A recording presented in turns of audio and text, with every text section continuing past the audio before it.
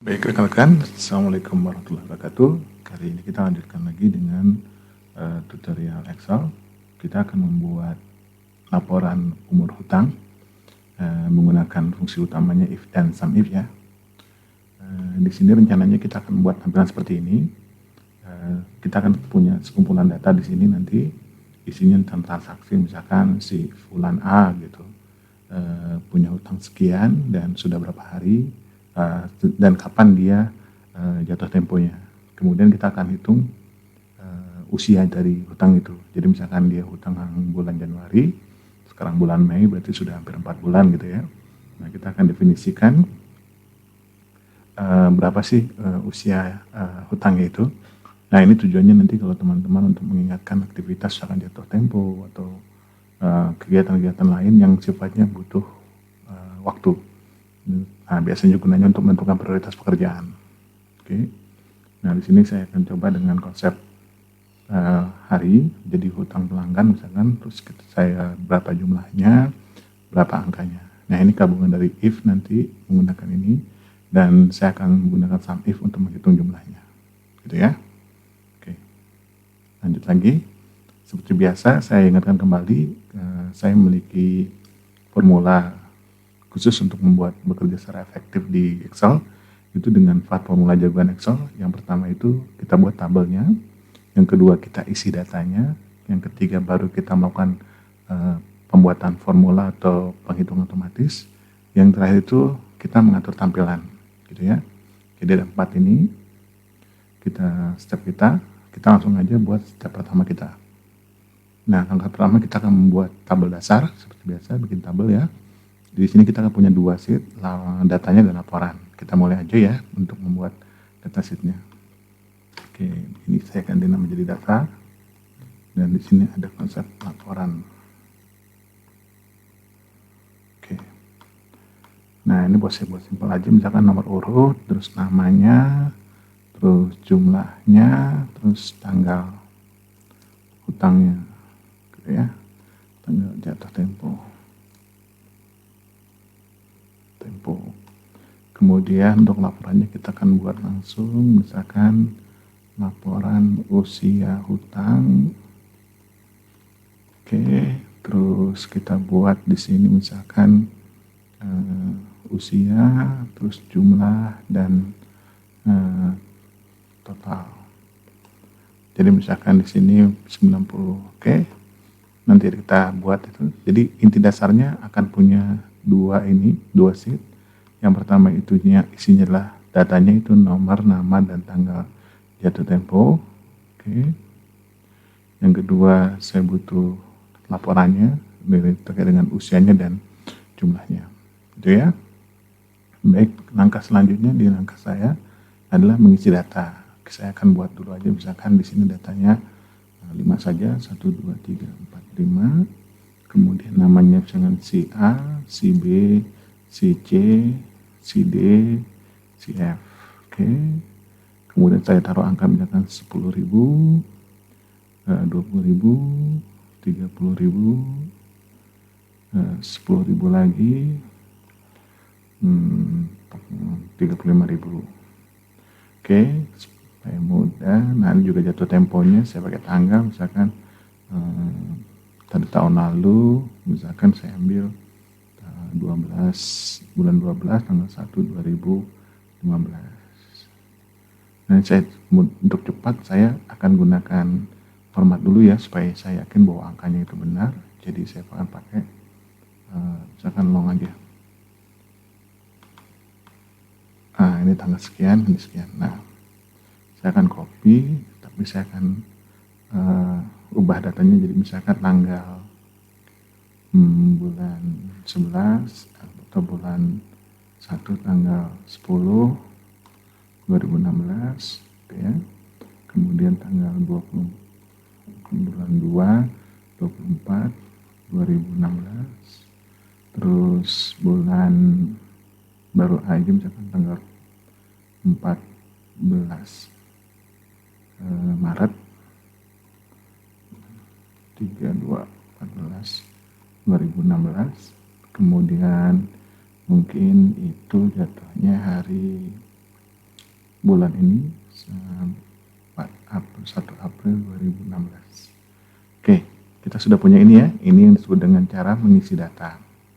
Jadi teman-teman nanti bisa menambahkan ini ke bawah, tambah suka-suka teman-teman.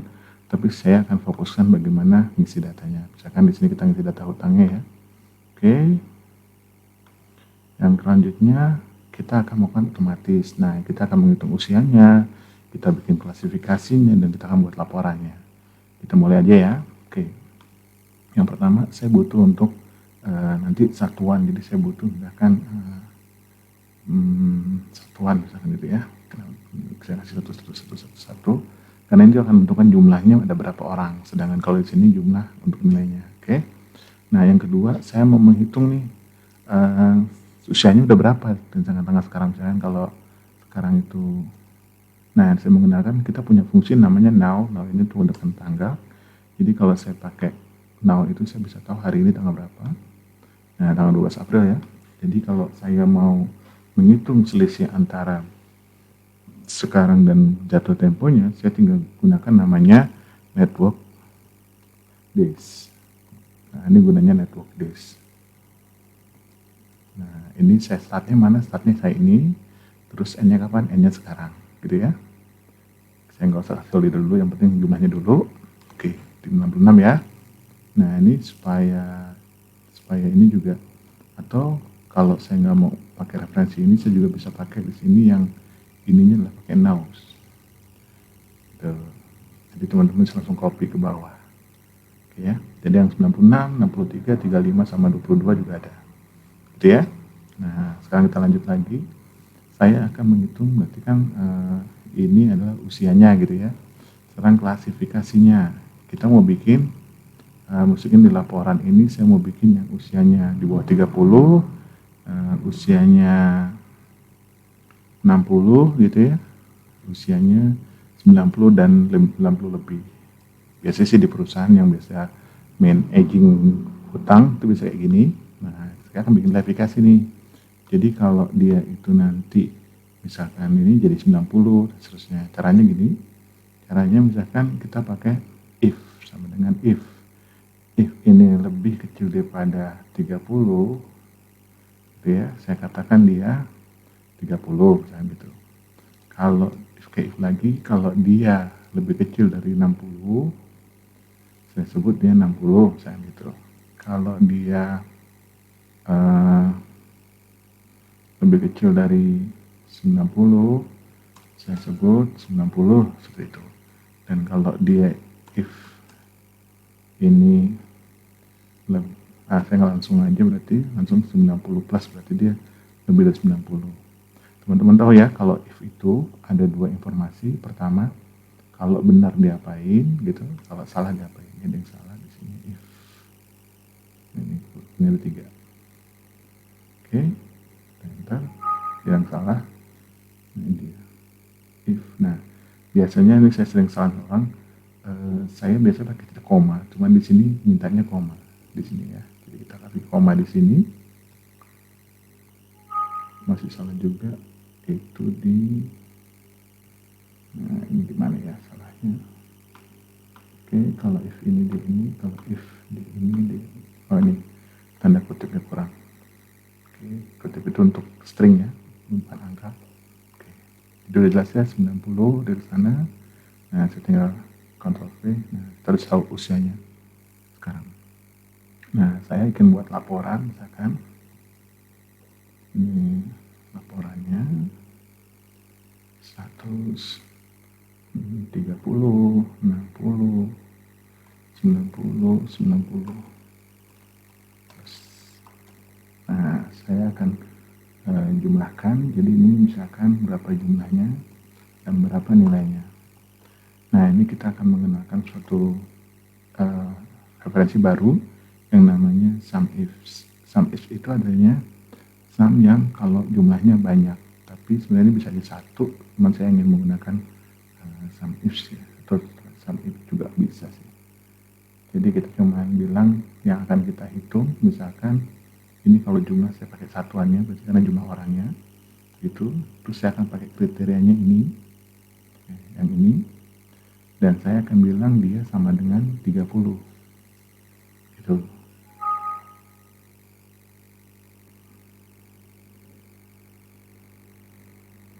Oh, salah.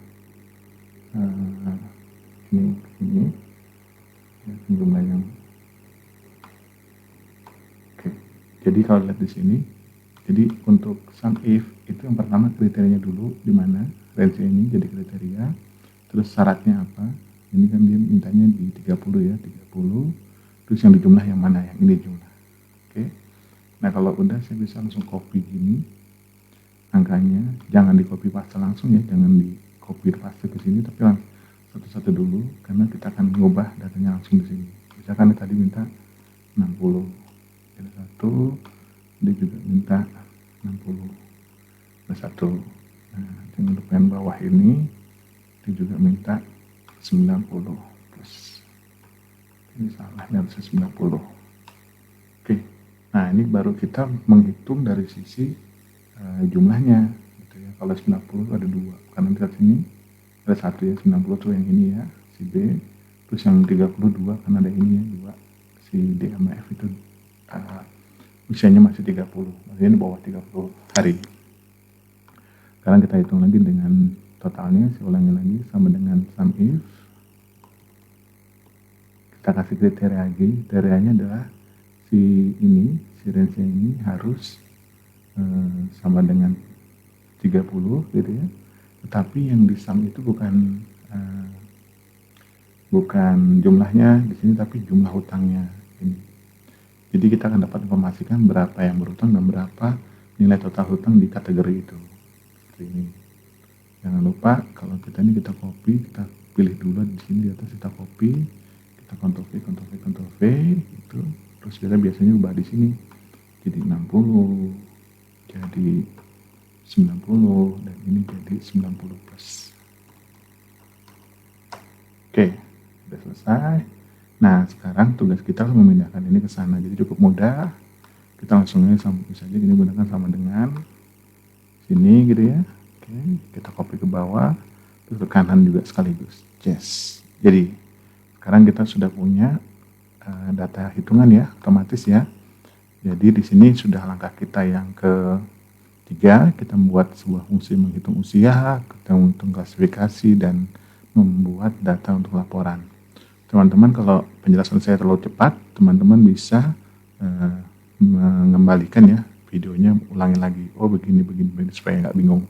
Oke, dan langkah terakhir kita akan membuat tampilannya, mengambil tampilan lokal. Seperti biasa, saya biasa untuk kasih jarak atas dan bawah. Insert column itu secara tepat atau I row gitu. Nah ini bisa saya gedein itu, terus saya tambahkan di sini misalkan rata tengah dia tengah, terus jumlahnya juga saya gedein gitu, terus jumlah total saya gedekan juga. Saya turun ke bawah, saya kasih angka koma, tapi ini saya hilangin. Oke, ini mau saya ratakan, ini juga saya ratakan. Terus saya suka dengan border, saya bisa kasih border dia seperti ini langsung. Nah, yang saya menarik biasanya saya di sini saya gedein dulu aja ya hurufnya, saya gedein.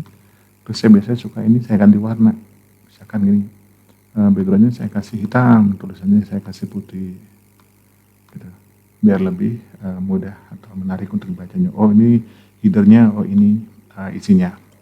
Kira-kira itu teman-teman sekalian, saya baru saja share tentang bagaimana membuat laporan usia hutang secara mudah dengan menggunakan fungsi dari if gitu ya di sini.